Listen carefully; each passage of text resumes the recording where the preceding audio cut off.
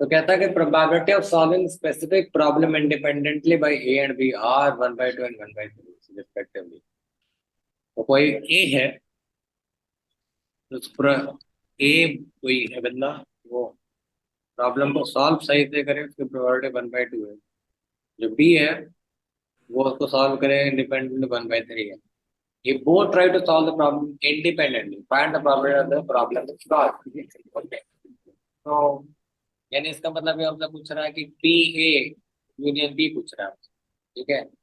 यानी पूछ रहा है कि या तो ए सॉल्व कर ले या बी सॉल्व कर ले, ठीक है। तो अगर पी ए यूनियन बी हमसे पूछ रहा है तो अभी हमने जस्ट चेक करना था कि इंडिपेंडेंटली सॉल्व कर रहा है, ठीक है।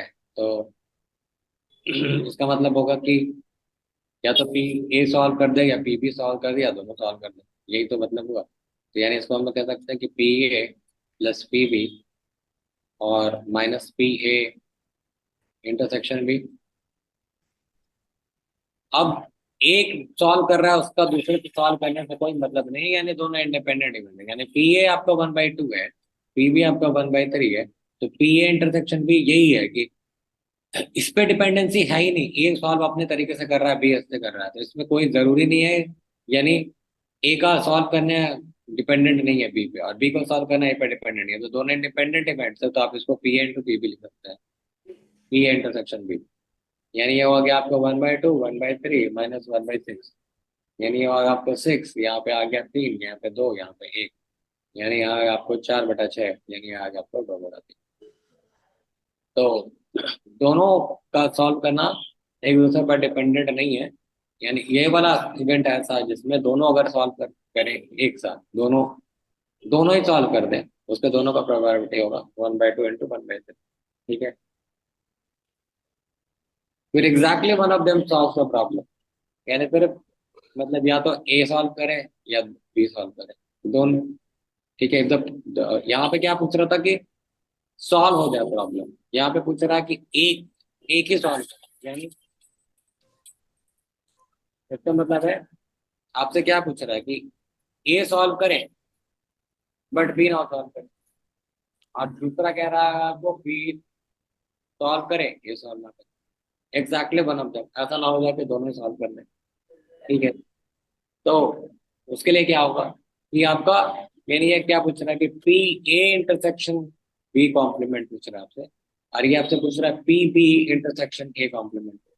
Exactly one of them, actually अगर देखा जाए ऐसे तो यहाँ पे ए है, बी है, ये आपका है, ये आपका ए माइनस बी, ये सॉल्व करेंगे ना, ये आपका बी माइनस है, और ये है आपका ए इंटरसेक्शन बी।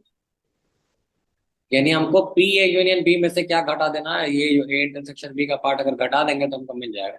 ये इंडिपेंडेंटली भी कर सकते हैं, बट ये और ये अगर हम लोग को निकालना है तो हम लोग कह सकते हैं कि वो आपको जो पी ए यूनियन बी में से अगर हम लोगों ने पी ए इंटरसेक्शन बी को घटा दिया तो हम लोगों को ये एग्जैक्टली वन निकल के आ जाएगा।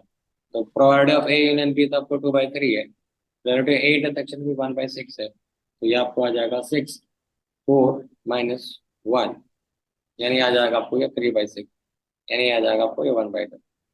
या तो ऐसे कर ले, ठीक है, इस तरीके से, या फिर दूसरे तरीके से कि ए इंटरसेक्शन बी कॉम्प्लीमेंट, यानी अगर ए और बी इंडिपेंडेंट इवेंट है तो ये दोनों भी इंडिपेंडेंट है, यानी P A intersection B complement का मतलब है कि ये P A into P B complement है।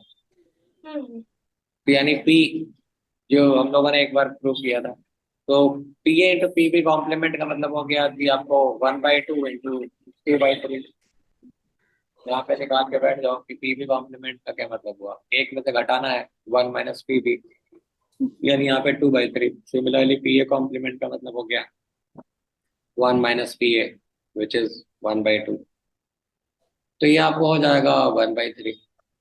और दूसरा वाला P B intersection A complement, ये भी आ जाएगा P B into P A complement. अब पी बी आपको फिर से 1/3 हो जाएगा, और ये आपको हो जाएगा 1/2, ये हो जाएगा आपको 1/6। अब इन दोनों को ऐड करना पड़ेगा, P A intersection B complement plus P B intersection A complement, यानी 1/3 प्लस 1/6, 6 ले लिया तो 3×6, 3/6, यानी यहाँ पे भी 1/2।